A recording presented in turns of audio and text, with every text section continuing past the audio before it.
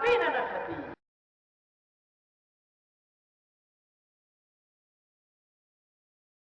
लेकिन घरों में थे। पूरा दौर आया है उसे उपनिषद का कह रहा हूं, उसमें ज्यादा भाग इसका है कि लोगों को ये समझ में आ जाए कि इस्लाम है क्या।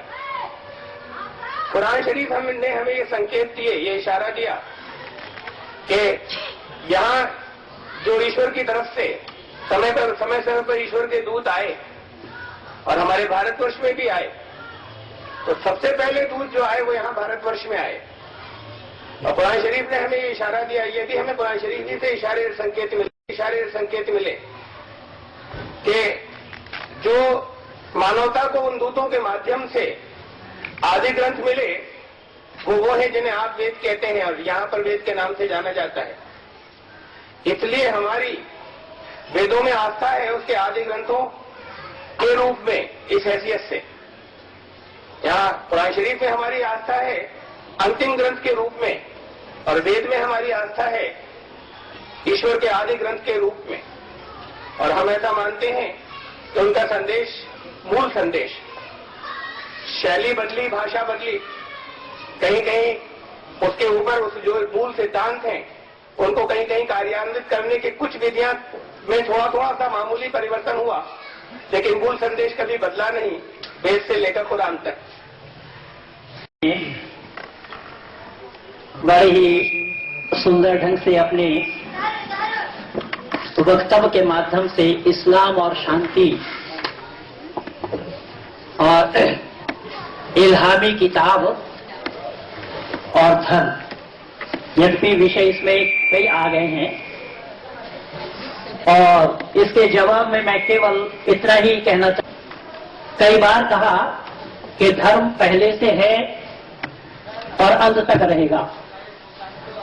परमात्मा का ज्ञान पहले से है और अब भी है, और पहला ज्ञान इन्होंने वेद को माना है और अंतिम ज्ञान इन्होंने कुरान के लिए कहा है।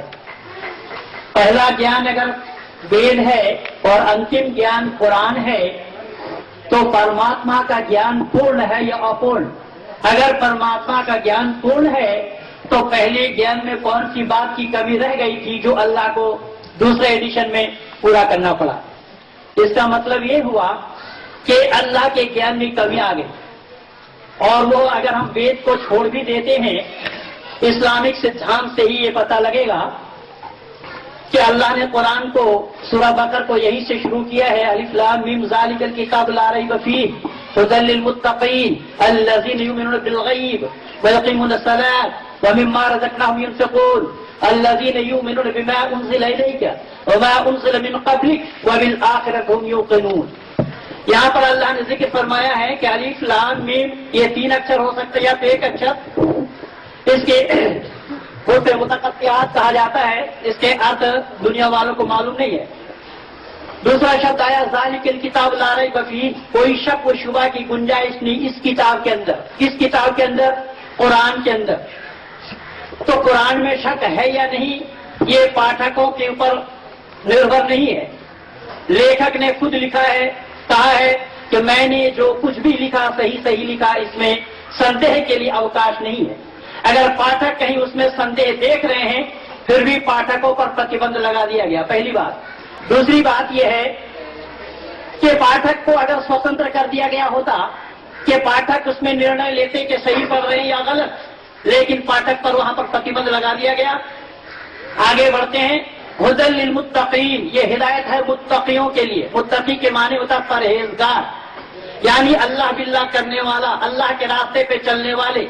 तो जो अल्लाह के रास्ते पे चलने वाले हैं अल्लाह उन्हीं को हिदायत देता है, यानी गुमराहों को हिदायत देना चाहिए था, लेकिन अल्लाह, कुरान का अल्लाह गुमराहों को हिदायत नहीं देता, अपितु जो सही रास्ते पे चलने वाले लोग हैं उन्हीं को ही हिदायत देता है।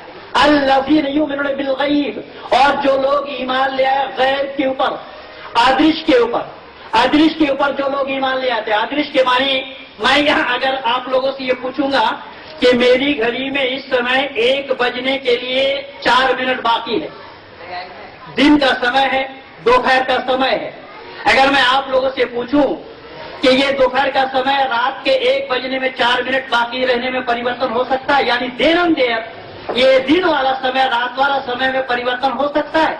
जिसको हम नहीं देखते हैं, जिसको देखा जाना संभव नहीं है, उसी पर ही विश्वास करना।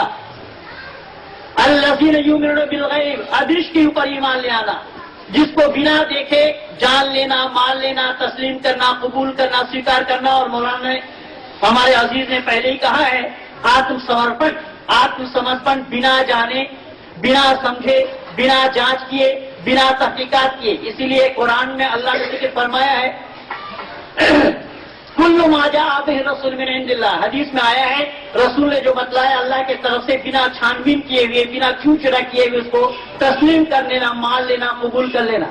यहाँ पर हमारे मित्र की वेद की बात है, तो वेद में यह मान्यता नहीं है। वहां पर मनु ने लिखा है, यस तर्क सुंदर सधर वेद नेता, कि हर बात को तर्क के कसौटी पर कसिए, अगर जवाब दे तो मान लेना, जवाब न दे तो मानने के लिए कोई गुंजाइश नहीं है। हमारे यहाँ पर कारण के बगैर क्रिया नहीं होता, लेकिन कुरान में कारण देखना संभव ही नहीं है। हुदल लिल मुत्तकीन, ये हिदायत है मुत्तकियों के लिए, परहेजगारों के लिए, अदृश्य पर ईमान लाने वालों के लिए।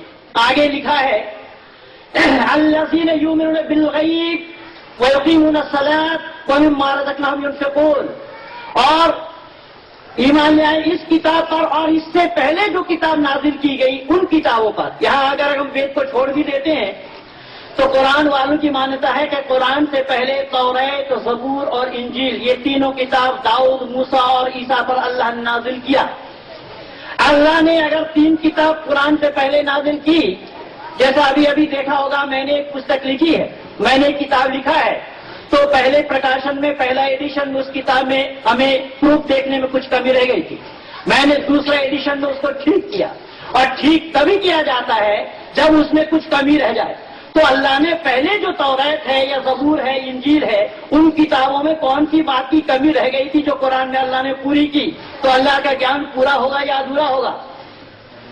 और इस प्रकार से ये साफ शब्दों में मैंने यह निवेदन किया और कहा कि कुरान में और वेद में न कोई मेल है, न कोई मेल होना संभव है, क्योंकि वेद आदि सृष्टि से है। वेद में विज्ञान विरुद्ध बातों के लिए कोई गुंजाइश नहीं है, वेद वर्ग विशेष के लिए नहीं है। यथेमं वाचम कल्याणी महाबादानी जनभ्या, तो कुरान ईमान लाने वालों के लिए, या अय्युहल्लज़ीना आमनू, ऐ ईमान लाने वालों, बेईमान वालों के लिए नहीं है। ईमान क्या है? तो ईमान मुफस्सर और ईमान मुज़म्मिल को देखेंगे, उससे साफ पता लग जाएगा। आमन्तु बिल्लाहि व मलाइकतिही व कुतुबिही व रुसुलिही वल यौमिल आखिर वल क़द्रि खैरिही व शर्रिही मिनल्लाहि तआला वल बअस बअदल मौत। क्या आमन्तु बिल्लाह, ईमान लाता हूं मैं अल्लाह पर। ईमान के माने होता है विश्वास, विश्वास करता हूं मैं अल्लाह को। और गैर मुस्लिम भी अल्लाह पर विश्वास करते हैं, लेकिन गैर मुस्लिमों के लिए वहां पर इस्लाम में कोई भी गुंजाइश नहीं है, चाहे जितना ही सदाचारी क्यों ना हो, इस्लाम में उसको ईमानदार नहीं माना गया। ईमानदार केवल वही है, आमन्तु बिल्लाह, ईमान लाता हूं मैं अल्लाह पर, अल्लाह को मैं विश्वास करता हूँ। वह मलाइका, मलाइका का माने फरिश्ता, फरिश्तों को मैं मानता हूँ। वह कुतुबी, और उनकी किताबों को मैं मानता हूँ। वहां पर और किताबों के लिए कोई गुंजाइश नहीं है, केवल तौरात, ज़बूर, इंजील और कुरान।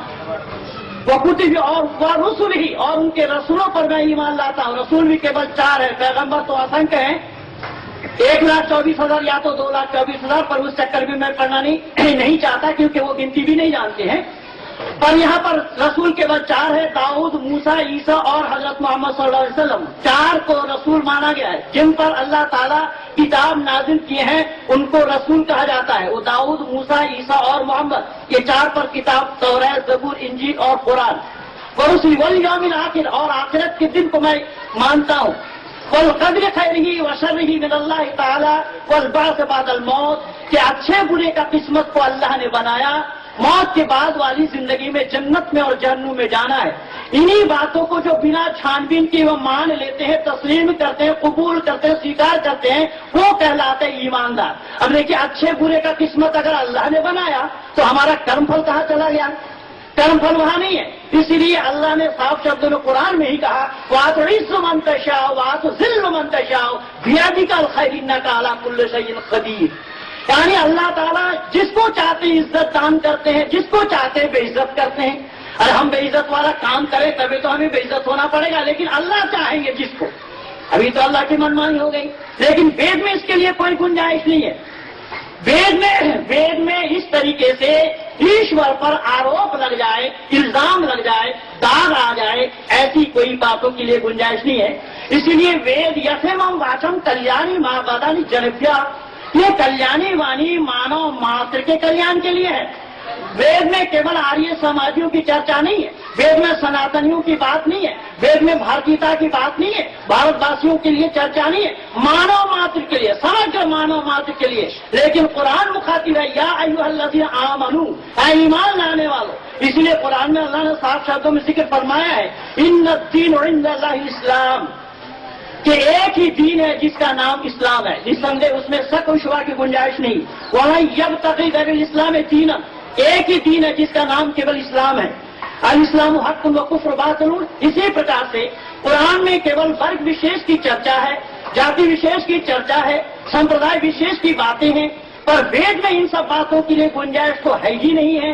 तो फिर वेद और कुरान को हम दोनों को एक कह दें, ये मेरे गले के नीचे नहीं उतर रही है। इसलिए मैं इसका स्पष्टीकरण चाहूंगा। मेरा समय अभी भी बाकी है, लेकिन मैं यहीं तक ही रोक रहा हूं।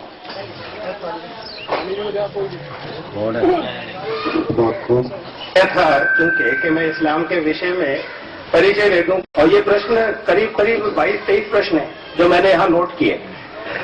होता यह है कि अगर प्रश्न छोटा सा होता है, उत्तर बहुत लंबा होता है।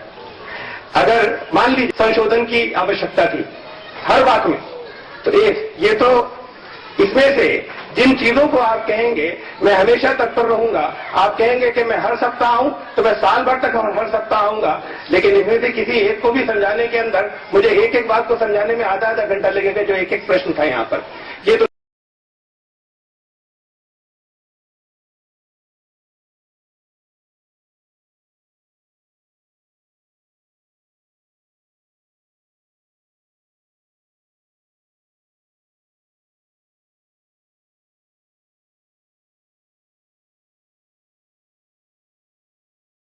लिया, और अगर अध्यक्ष महोदय कहेंगे मुझसे तो कोई बात नहीं, मैं ये नहीं कहूंगा कि मैं विषय पर रहूंगा, मैं उससे अलग भी जवाब दूंगा।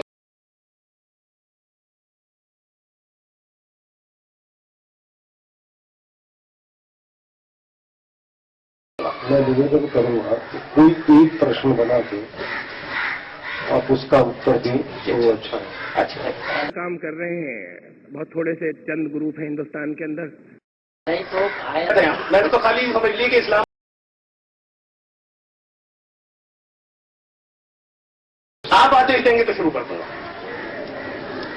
मेरा निवेदन है, अज्ञान पूर्ण है या नहीं,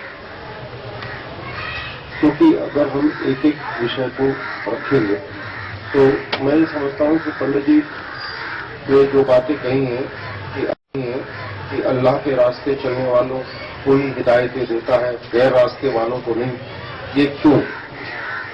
ये इस प्रकार से किसी बड़ी अच्छी बात मैं देना चाहता हूं सबको, लेकिन मैं फिर का तात्पर्य ये था कि मेरे मित्र ने अपने पहले वक्तव्य में परमात्मा के ज्ञान के संदर्भ में उन्होंने प्रकाश डाला, और ज्ञान उन्होंने दोनों को सिद्ध किया, वेद को और कुरान को। इसलिए मैं उसी का स्पष्टीकरण चाहा कि वेद और कुरान ईश्वरीय ज्ञान दोनों का होना क्यों और कैसे संभव है।